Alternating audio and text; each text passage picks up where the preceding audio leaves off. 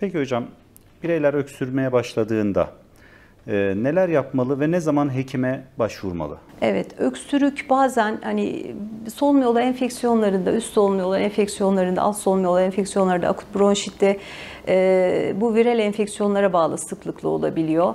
Hani ortamı nemlendirmek önemli.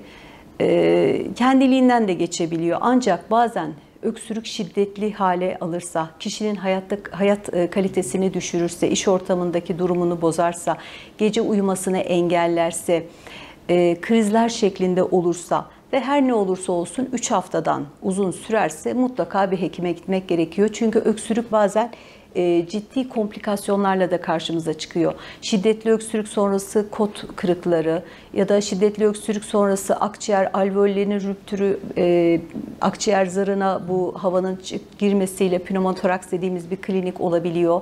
Yine şiddetli öksürük sonrası göz içi kanamalar, hatta kişide bir antikoagülan, kan sulandırıcı ilaç kullanımı ya da bir beyin hastalığı, anevrizma vesaire varsa beyin kanaması gibi durumlarla da komplikasyon şeklinde karşımıza gelebiliyor.